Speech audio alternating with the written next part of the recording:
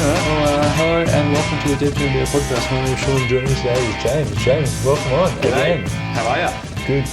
So this is the third time on the Deep to NBA pod? Yeah, I feel like a natural at this. You are a natural. It's a lot of fun. You are a natural. Lucas and I were messaging after you went on his pod and we were like, fuck, he sounds really good. I'm blushing right now. I'm blushing hardcore. That's awesome. But we're meeting for the first time. Yeah. And mere minutes after meeting, we are on a podcast. We're vibing. This will be good. 21st century stuff. Yeah. Literally very northern suburbs. Very northern suburbs. Like soon we'll do some OnlyFans stuff and keep that going. Sounds good. Yeah, so fucking, I guess for me and the listeners, introduce yourself. Yeah, like, my name's James. I love basketball and all those things with sport. Mm-hmm. I guess like a quick little story on why or how I became to like or want to play basketball. So picture me being 10 or 11 and quite a stocky boy. I was probably 5'6", 5'7", wasn't the tallest. So big boy. Mum wanted me to be active and get into sport. And she said, hey, your friends are playing basketball for the primary school. Do you want to play as well? And I said, maybe. So I went to a training, ran up and down and shot some free throws or whatever. And I said, yeah, it's all right. But the next Saturday, their name was written in the paper or the primary school bulletin, and it said, my friends Daniel and John and whatever. And I was like, oh wow, I want to be in there. I want to score 2 points and say James scored 2 points. And I don't know, ever since then I've just kind of fallen in love with basketball. I guess it was kind of me wanting to have some sort of fame or notoriety that made me come to basketball. But yeah, it's stuck ever since. Damn. Yeah, a lot of fun. That's a cute story. It is very cute. Yeah. Well, I guess my story of how I got into basketball is I had like one of my good friends, Angus, was like, loves his basketball. And then they were looking for extra people to join their team when I was like 13. Nice. So then I joined and then I played a game and then the coach said, no, we don't really have a spot for you. And then Angus was like, nah, he can play. And then I was like, oh, okay, well, I don't have to. And then I ended up playing. And I've been on that exact team with that coach and those boys up until now. Wow. Like still playing on the same team. That's awesome. Which I feel like I've fallen backwards into like the cutest little team ever. Very sweet. Yeah. It's going to be 10 years next year maybe. That's a long time. No, it's already been 10 years. It's 11 years. Anyway, and then just followed because previously my big sport was cricket, and it's like if it's not the fucking middle of summer, it's very hard to follow, right? Summer sport. Yeah. So then all of a sudden I've just been introduced to this sport that goes on for 9 months, and then there's an off season that's like, whoa. Yeah. And then I've got a few friends that like basketball, and they're like, hey, the draft's on, let's go watch the draft. And I'm like, what the hell's a draft, man? Like, that's awesome. And it was the Anthony Bennett draft. Oh, and then, so there's a lot of hype around that. Yeah, Anthony Bennett went first, and then I was like, wow, this dude must be good. Like, Cleveland got the number one pick. Super exciting. And then my mate's like, no, he's actually really bad. I'm like, what are you talking about? How do you know that? Yeah, that's interesting. You don't know anything. Yeah, man. that's and he's true. like, nah, just like, I listen to a bunch of pods, and I like watch a lot of like... That's super insightful for, I assume, a kid at probably 10 or 12 or 13 years old. That's wild. Yeah. And he's like, nah, he's not good. And I'm like, but that's... What are you talking about? Yeah. He's like, everyone just says he's not good. Like, I trust these people. And then I guess that was sort of an insight into me liking podcasting, because I was like, this person's told my friend Anthony Bennett's bad. Yeah. Didn't score for 16 games or whatever it was, right? Like, rest in peace. Yeah. This is like, how did he know that? Yeah, and then that's I was like, awesome. wow, this is cool that like it's not just a sure thing. Because my whole like exposure to sport was, we've got this new bowler called Mitchell Starc. He's going to be good. True. And then he's good. Yeah, you only realise that the sportsman is there until you see them on the TV. Yeah. And that's wild that your mates were on podcasts at that age. Yeah. Like, I didn't even know what that was at that age. I don't know if it was called a podcast then. It was like just like a YouTube Two dudes talking. Yeah. It was like the first pod I really liked was Jalen and Jacoby. Do you ever listen to that? Yeah, Jacoby's awesome. Yeah. Great when you're in high school. Yeah, great. Great anytime. They're so good. I haven't listened to them in a few years now. Yeah. That's awesome. But yeah, Boomers. You had a really funny thing that you messaged me when I said, do you want to come on the pod? I think you should start off with that. Oh, yeah. So I did say it was a similar experience of feeling like a Pompeii villager, because it was just Mount Vesuvius was like building and building and building.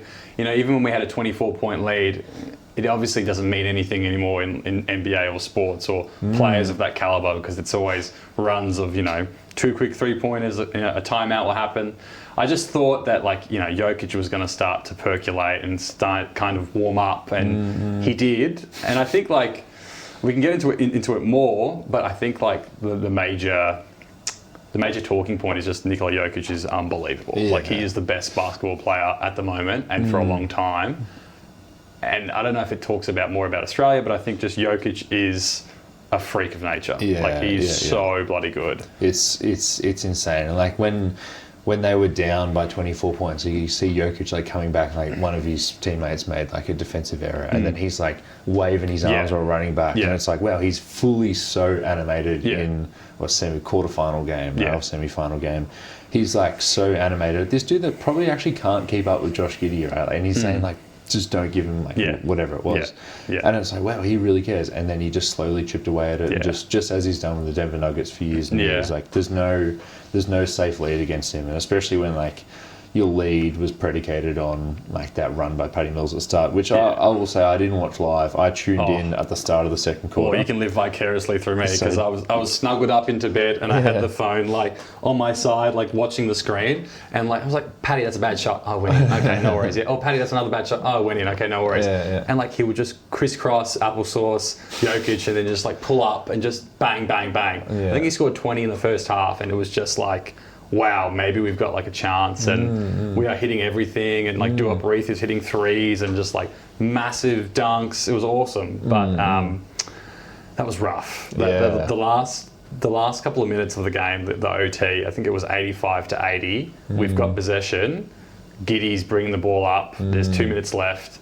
And he kind of does like a little hesitation move on Jokic, and he just swats it. And Jokic just proceeds to score like the next 5 points and strip Patty Mills. Patty Mills is like, I don't know, maybe 6 foot, maybe 6'1", and he just strips him.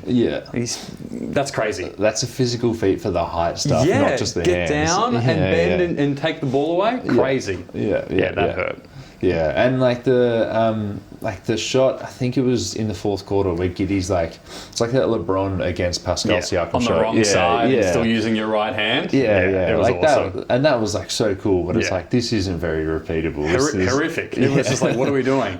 How are we getting these points? But like you win in, and you cheer and whatever. And the last passage of play where we inbounded to Patty, and I think it was like hit off him, that sucked. We just didn't even get a shot up, and it was just like, that's game. Yeah, to not even get a shot. And I was banging on to the boys beforehand about like, this is Brian Goorjian shouldn't be the coach, right? Yeah. And he's now stood down. He must have been checked the fuck out. I just think you can do a lot more with this team. Like, he did a good job, definitely, to win bronze in Tokyo. Hell yeah. And he's done a good job given the fact that he's got like a real aging core to his team. And now it's like, okay, now you've got to fit in Dyson Daniels and Josh Giddey, who can't really shoot, although they can in FIBA, right? It's a bit of an icky thing to do. But also, I feel like he could have done a better job. I feel like he could have like lent on Duop a little bit more. I feel like he could have cut Nick Kay 4 games earlier. I think look, I don't know if I'm talking out of place. I don't think Nick Kay should be on the team. I don't think he should be on the team at all. Matisse Tyball's sitting at home. So my issue with the Australian squad is I feel like we've just got the same player like 4 times. So you've got Green, very similar to Dante Exum. Exum's probably similar in play style with Giddey. Maybe Giddey is a better playmaker and potentially all-round player, but they're like D guys who can't shoot the 3, who slash and drive. Green can sometimes hit the 3. Exum can sometimes hit the 3. Giddey can sometimes hit the 3. There's no consistent pure shooter other than maybe Patty. And it just feels like if we got Matisse as well, he's a D guy who slashes as well. And that was my only thought process, because you need someone with offense. But I don't know if Nick Kay can do it. Like maybe he can. 6'8", 6'9"? Yeah, whatever it is. It's not great. Like Duop is fantastic. Like I'm pretty sure Nick Kay's playing in the Japanese league, and you got Duop Reith who's playing quite well at Portland.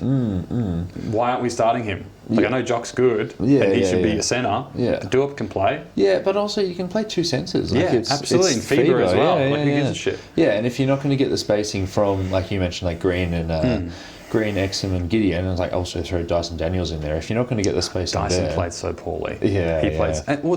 Dyson's the same player as well. Exact same. He's got no 3. He's a slasher. So it's like 4 or 5 players who are the exact same thing. And like going into the, the Olympics when it was about to start, we've picked our roster. I was speaking to Lucas, and I automatically thought we would have Goulding. Yeah. Can shoot. Yeah. Not the best defensive player, sure. And he's always been there. Yeah, and he shoots threes. I mean, we picked Jingles, so he didn't really play, and he can shoot. I know he's up there with age, and he's probably dead in terms of athleticism, but just someone to shoot shots, and hopefully like in the 2028 Olympics, Johnny Furphy's that guy. Like hopefully he's just that's like a good point. that pure shooter, right? But it's like we've got too many. It's a very Australian team because everyone's real deferential. Like no one wants to like be the like. There's no Anthony Edwards on the team. Like even there's no big boy. Yeah, even now like big boy Paddy Mills maybe. He just seems like a lovely guy though. Lovely guy. Paddy seems like the sort of guy that's like, look, I'm Kobe with a Molten, right? Sure. But if he can make the right pass, he's going to make the right pass. Yeah. We just need we need a motherfucker. But there's not going to be. We've never made a motherfucker. Yeah. What, Ben Simmons was a motherfucker. Yeah, but in the wrong way. And an awful person. Yeah. Went to my high school. Oh, Shout really? out. Yeah. Oh, you like Greensy and shit, don't you? White Fries. Yeah. My stepbrother goes to White Fries. There you go. Yeah. Actually, no, he graduated last year. Well, he did. How about that? Funny. But I think just like. Maybe it's the Australian temperament. We're just never going to have a guy who's... dog. Yeah, which is like so nice, and I'm happy to live here. But in terms of a basketball team, we're going to have a minimum like 4.5 guys on the court who want to pass first, and then we need someone, maybe like Goulding, maybe like Johnny Furphy, or maybe like can we like naturalise like Doug McDermott or something, just bring in a dude like that. Yeah, it's like if he wants to play in the NBL next year. Yeah. And then, like they were talking about Bryce Cotton in the NBL. Yeah, that was difficult. There was a lot of they were trying to get that before the Olympics, but it just couldn't fall through. Yeah. And I think there was issues before him even coming into the NBL of him naturalising because they wanted to get that pushed through. Yeah. I don't know for certain, but I watched and read about it. Like it was so tricky to do. Right. And I think he just said fuck it, like don't worry about it. Because he is getting older now too. Yeah, I'm sure Cotton would be insane on our squad. Like he would be the guy you pass the ball to and just let him do his thing. But that was difficult. Damn. Yeah. Shame. Australia Border Force. I know. Yeah. And he is like royalty. He's unbelievable. Yeah. He's been living here for a very long time. A long time and dropping buckets. Everybody says. Yeah. So that's the end of the Boomers run. Yeah. Are you happy? Not really. Yeah. Like, we should have beat Serbia. It went into OT, we're up by 5, there's 2 minutes left. Give the ball to Duop. Like, we just kept on doing the same thing. And, like, I'm being so harsh. I'm just a dude who plays Division 9 fucking basketball on a Thursday night. Yeah. But, like, Paddy did turn over the ball a bit towards the end. And I know he did everything in terms of scoring.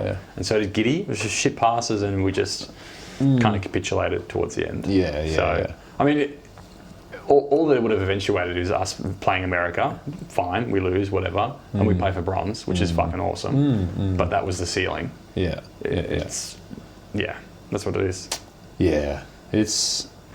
Yeah, I don't know whether to feel good. I don't know, because like we definitely have a talented team, but it just doesn't fit. Like if this was an NBA team, we would be saying, "Oh, let's make some moves." Like we've got too much of the same dude, like you said. Yeah. So it's like, we've got stuff to build off. But it's quite disappointing. But new coach, maybe like new coach, new ideas, maybe like again bring some shooting elsewhere. We're in a bit of limbo. Like if you're on Instagram, there's going to be guys like Luke Longley who are going to say like, oh, this is a transition moment. It's a transition, but we're in no man's land at the moment. So and like Giddy will only improve. He'll only get better. He's like 20, 21. Fuck's sake, he'll get a 3-point shot eventually, hopefully. And you've got that big boy Rocco, who's like 17. I think he's playing for Brisbane. Rocco Zigorowski or something. He's unreal. 7'2", big boy, lanky. I think he'll be good. I think he could go first round eventually.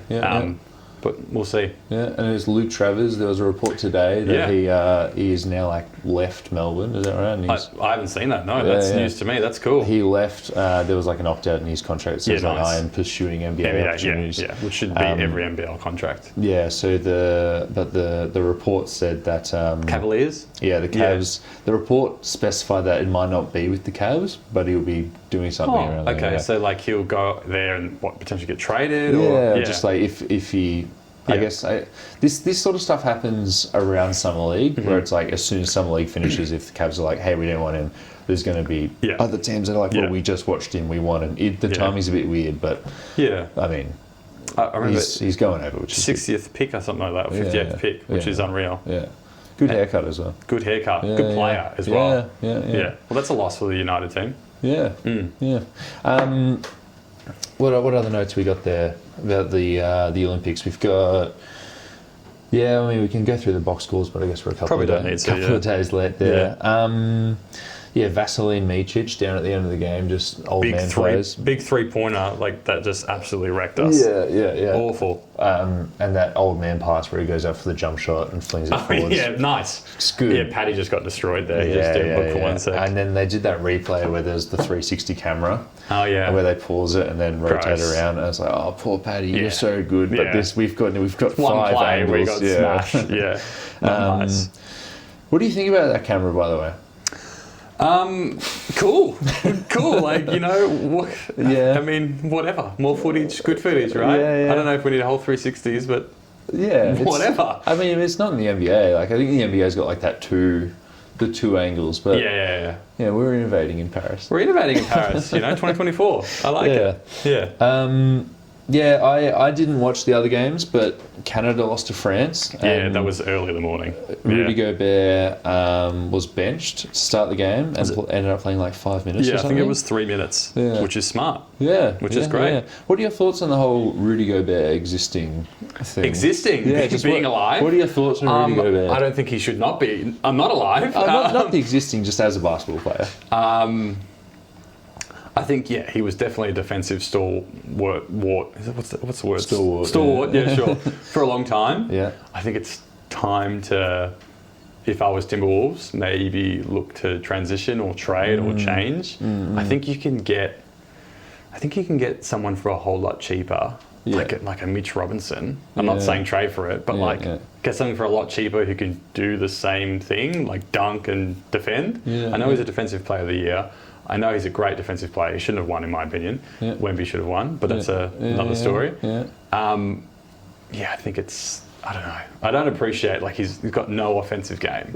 I don't appreciate that. I don't know how you can be in the NBA and just defend, but anyway, that's what it is. Well, just defend and then ask for $30 million a year and then complain when you don't make the All-Star game. Exactly. It's one thing to be Tony Allen, and I think Tony Allen's really aware of who he is and was. Yeah. But for Rudy to be crying when you didn't make the All-Star game, but it's I don't know. The last game, Dylan Brooks was guarding you and you didn't do anything. Yeah.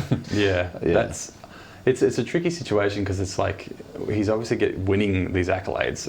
Is he a 3-time defensive player of the year? Maybe 4. That's outrageous. That is pretty impressive. It is. Yeah. I don't know. I feel like you can get someone for a whole lot cheaper, save cap room, get some dude from the G League to just be 6'11" and maybe defend a little bit and dunk and maybe you have a free throw. So you're thinking he's very replaceable. Let's say you've got a spectrum of when you're saying a guy off the G League, they're massive difference. Yeah, I mean their third big's Luka Garza, right? Who I like Luke. But I like him as well. I love him. So he had 60 points in some Seattle Pro-Am. Let's not. Yeah, that's him coming down another wadding and just dominating. Let's not. But so you've got Rudy Gobert on one side, Luka Garza on the other, and maybe Jared Allen's in the middle, right? Sure. Do you love Jared Allen? Yeah, do you think if you replace Jared Allen with Rudy Gobert on this Wolves team, same thing, they would still win 60 whatever games? Yeah, absolutely. And then what about Luka Garza? 50 games. 50 games. You got Ant. Yeah. You're sweet. Right, you got Cat. It's just the Cat role. will do something. Yeah. In my opinion, I think. It's hard to tell, and in hindsight, it's easy to say, but given that situation, I think they would still win 50. West is great. West is great. Yeah. But they're fantastic, and Ant-Man is unreal. Yeah, what about you? What do you think? I think I'm higher on Rudy Gobert than all of my friends, and that sometimes paints me into a corner where I have to defend him. Yeah. And I don't enjoy doing that. No pun intended. Defending the defensive player of the year. Yeah. God, I didn't even mean that. That's why you said that. I think it's. In a regular season, I think he's a lot more valuable than Jared Allen. Yeah, I agree. Yeah. But it's just so hard to quantify. There was this really good article on The Ringer 18 months ago where they're so hard to quantify defense because it's like we've got all these metrics, but Yeah. like all NBA teams are like those metrics. Like Don't mean shit. yeah, you could look it up and it's like, oh, Gordon Hayward was the third best player, and it's like, oh, okay, so then we have to go and just Well, what's find metrics? Blocks and well, not even just like defensive stops, or no, it'll be like field goal percentage whilst they're on the court or something. whilst they're on the court, maybe field goal percentage that's at the rim. interesting. So then it's like, okay, well, Cat's got a really good number there because he's playing the 4 next to a 5, right? Yeah. But then if you're looking at that, then Mike Conley's actually got a pretty good figure for field goal percentage at the rim. Sure. And then That's really ambiguous, isn't it? yeah, but then it's also like there's stats where it's like when you're the closest defender, but then if you're the closest defender and you're Giannis Antetokounmpo, you're getting out on screens, right? And you're going to corral the ball handler. Yeah. But then if you're Brook Lopez, you're staying in the paint the whole entire time. Yeah. So then you might not be the closest defender, and you're actually giving up a million 3-pointers. So then it's like it's just too hard to measure. Yeah.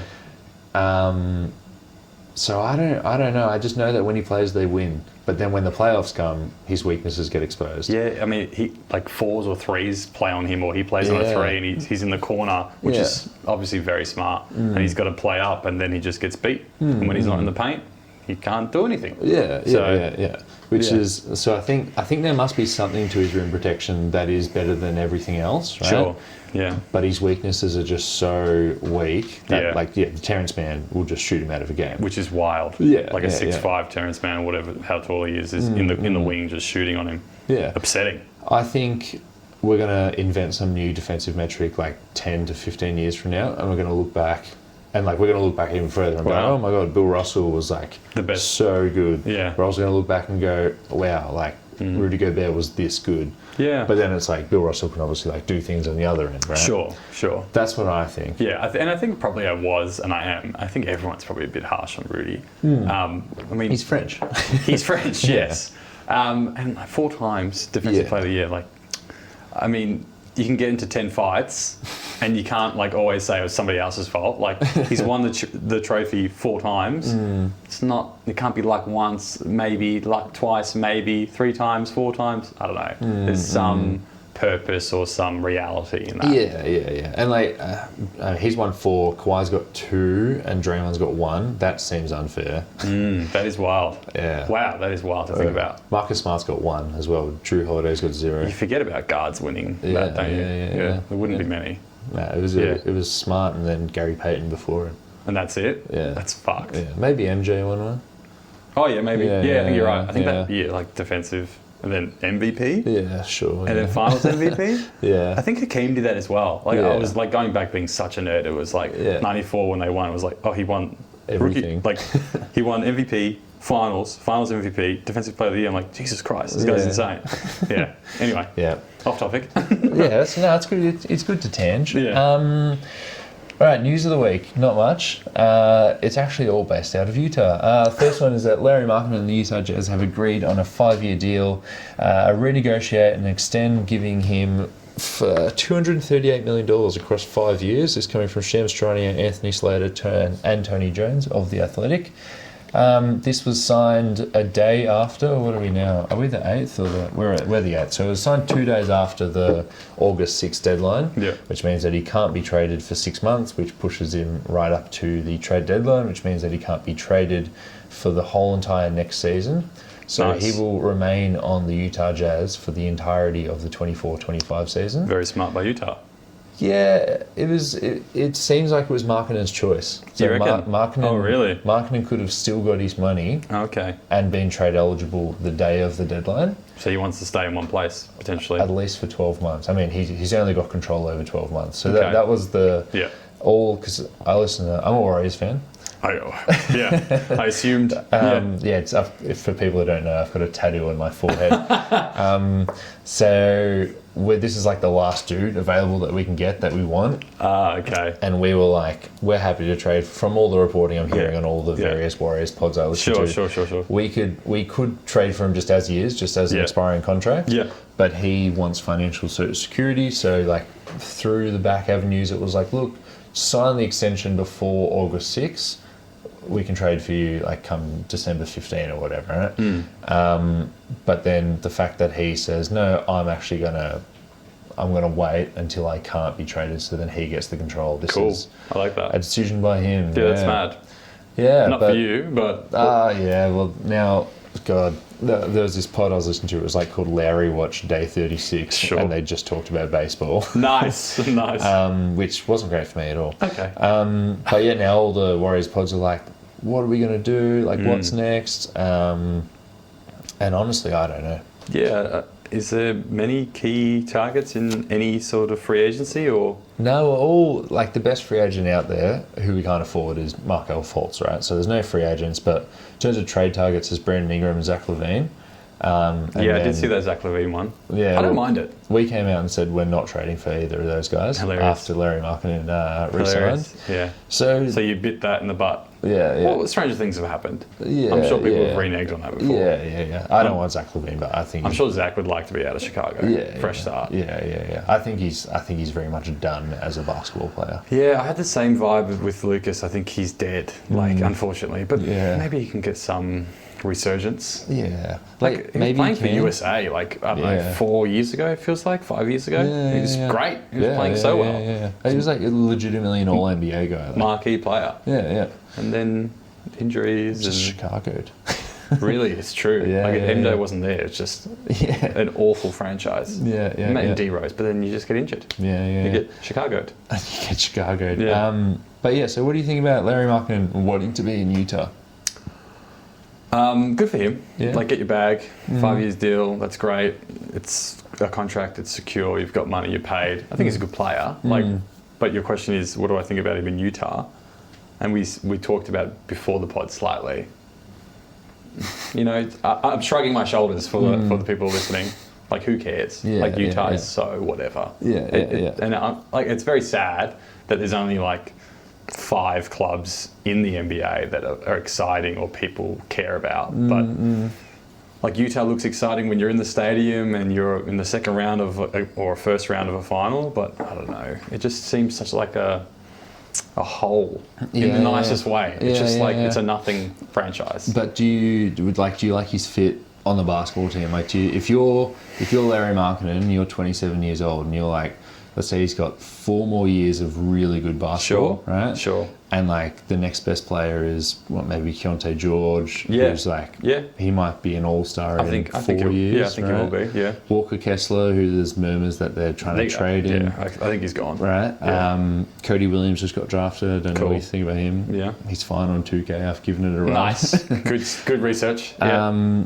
But it's there's not much to build off there. It's not like you're one of these up-and-coming franchises. Someone has to get paid. Yeah. And he's already there, and he knows the system, I guess. And he played quite well last year. It was exciting to watch him play. He's young enough. He's a big man who can shoot it, can do a bit, defend, kind of. Yeah. I think he's there, and you've got the money, and you have to give it to someone. And there's not a lot of targets, and you need to sell jerseys, you need to put bums in seats. Lauri Markkanen's there. Let's give him the money. Yeah.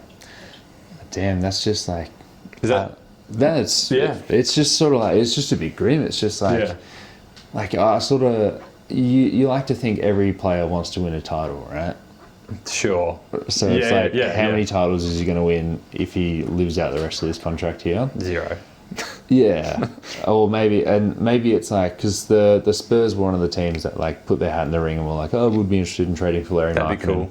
But they it was the Warriors who had the best offer, but then they just didn't want to take the offer. Yeah. But for Lauri to sign after this deadline, it's he couldn't even force his way to San Antonio. Let's say he wants not yet. Let's say he wants to join the next up and coming franchise. It seems like he wants to be here. That's positive for the Utah Jazz, right? Yeah. And then there was right after, in this same report, right after he re-signed Tony Jones, the Utah Jazz writer for The Athletic, said that Danny Ainge is now going to look at maybe getting some sneaky value on some of the other stars, Brandon Ingram, right? Yeah, so I like that, by the way. Yeah. I really like that. Walker Kessler and John Collins, or Colin Sexton, one of the Collins. Plus some picks for Brandon Ingram. And then you've just got some dudes in Utah. Yeah, some dudes. Yeah, that's cool. I like some dogs. Yeah. I like Colin Sexton. I think he's cool. I think he's young enough to keep for a while. Like it's not going to splash or make a big splash in the ocean, but you need players on your team. You need a starting five, and you need to be fighting for, I don't know, 1 to 10. You want to make the playoffs. You want people to come in games. So it makes sense to have these players. I would love for Brandon Ingram to go there. Yeah, I kind of like the fit as well. Just like his fit's not great in New Orleans. In anywhere? Yeah. And like you can play like Lauri at the... You can just play them both in the forward spots. And maybe if they... Then again, I don't know who their five is. If they trade Kessler and Collins. I wouldn't know what the backup is. Yeah. Maybe Markkanen, 5. Yeah, I really liked Markkanen at the 5 for Golden State with Draymond or Kuminga at the 4. Yeah, that's nice. But also, he's a dude who's never really like defended the rim that well. No. He just shoots it. Yeah, the offense. Yeah, the poor Brandon Ingram situation as well. Just not sort of eventuating. Yeah. I thought it would be more in that New Orleans team. Like you had an aging McCollum, still pretty good, can point guard, whatever. You've got Ingram who can just get a bucket whenever he wants. Zion, a freak. Jonas Valanciunas was amazing as well. The team really didn't eventuate into something that could flourish. Yeah, and now that it's like it's over, right? It is over. Yeah, the end of an era-ish, and maybe they're gonna like pivot around. I really like Trey Murphy, Herb Jones. Hell yeah, around their Zion, team's awesome. But it's now they can't like find a deal for Brandon Ingram. So really? It's like, I mean, like I think he would have been traded by now because they're like they've given it a crack. They've given the Bingers and Zion a crack. Yeah. And if they haven't been traded now, it's like, what are we doing? Yeah. But there's no real natural shooter. Like there was chatter a little bit about Jared Allen, but then apparently when Donovan Mitchell re-signed, he's good friends with Jared Allen, says, I'm re-signing, but I want you to keep Jared Allen. And then now he's just signed an extension. He can't be traded. He actually did the opposite of Lauri Markkanen. He signed before August 6th. Oh, okay. So he can be traded by the deadline. Yeah. But it's like, that's not going to happen tomorrow. It's going to happen 6 months from now. Yeah, gotcha. And it's like, if they get John Collins and Colin Sexton, that's just like a couple of pieces. That's just like... Yeah, doesn't seem worthwhile. Yeah, you're breaking out one good asset in Brandon Ingram for 2 bad players and future picks. Yeah. I don't know, it's just a little... strange or hard to ship. Yeah. Yeah, I actually like Walker Kessler a lot. Young guy, tall, can like dunk and defend. I don't really want them to get rid of that, but I guess if they want picks and maybe a better player, sure. But strange to do it now. Yeah, you just had the draft. Yeah, surely you could have done it before the draft and got a higher pick and maybe a top 6 pick. Yeah. Maybe. Well, what was their pick? Like 10 or something. Throw in 10, and then keep Walker Kessler. But then, like, I don't know. Do something with it. Yeah. Anyway, it's mediocrity. It's but that's the whole league. Like I could talk about this for hours. It's just there's like 4 teams in the NBA, and the rest are playing for bums and seats and selling popcorn and selling jerseys, and that's it. So heading into last season, you were very much like, there's only 4 teams. That's my housemate. That's James. How are you? Nice to meet you, mate. Live on the pod. Yeah, cool. So you don't buy into Adam Silver's vision where it's like we're gonna have Adam Silver came out and said we're gonna have an AFL like league. He didn't, but he's like, we're gonna have lots of parity. Like, you don't buy into no, it never will, and it never has been. I don't think definitely hasn't. Yeah, definitely never has been. There's select amount of star players, and you can only have so many. And there's always a team that has to be at the bottom. But I think now more than ever, it's just that like Detroit is bad forever. Obviously they won in 2004 or whatever, 5 or whatever it was. Yeah. But they're just awful. And like they're paying like Cade Cunningham, who's brilliant. Yeah. $1 trillion and like that's it. And like they just keep drafting poorly, and all these clubs just have like a whole stigma of, we don't know how to draft, injuries or whatever bad voodoo that they get. It never eventuates for them. But you always see the clubs like Celtics or Lakers, and obviously they're in great places. They always rise to the top, and it's just like, why don't these clubs ever get like their time in the sun, and it just never ever eventuates. Charlotte. It just never happens. I'm so it's miserable. Sad. It is very miserable. Like nothing happens for them. The Wizards, like they had Gilbert Arenas, sure. Other than that, John Wall, and that's it. Like it's just nothing happens for these clubs, and it's very shit. Very shit. Do you think it's a little bit like the market? Like you see New York and LA and Boston. Like it's definitely market, but like. The NBA is built in a way where if you're a shit team and you play poorly, hopefully you get a high percentage of getting a higher pick. So eventually the pendulum should kind of swing in your way. But I think there's just, I don't really love the whole, like, if you can envision something, then it can happen. What's the word I'm looking for?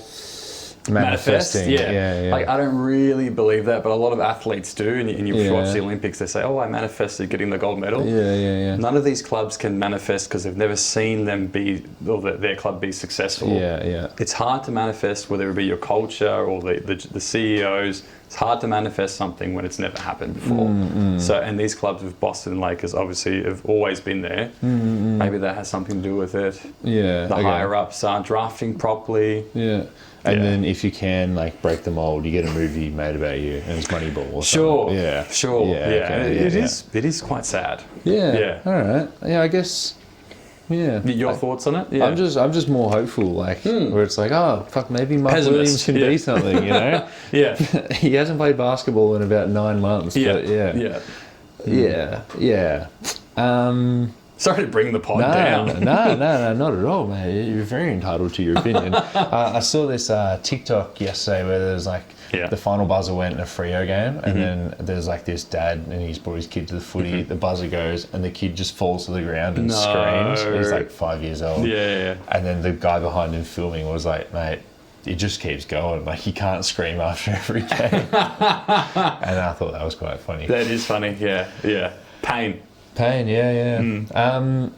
think we're at the end of the pod because last week when we did, it gets a bit dangerous when the battery gets low. We just completely zapped out. But thanks very much for coming on the pod, mate. Pleasure to meet you. By the time people are listening to this, the Olympics might be done. Yeah, true. Who do you think is going to be in the final? Let's say facing America. Sure. And who do you think is going to win? I'm hopeful it is Germany.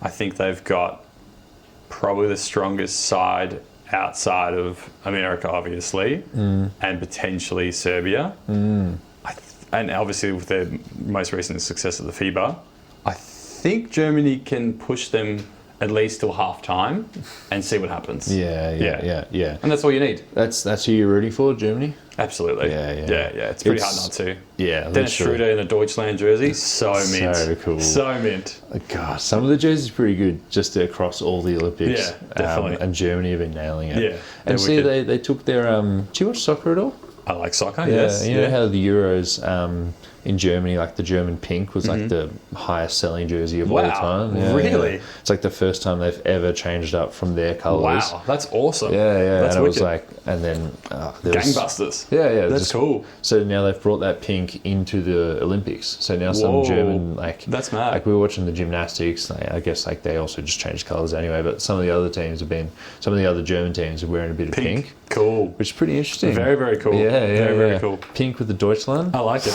Yeah, mad. Yeah. That's awesome. Thanks for coming on. Cool. Yeah, pleasure to meet you.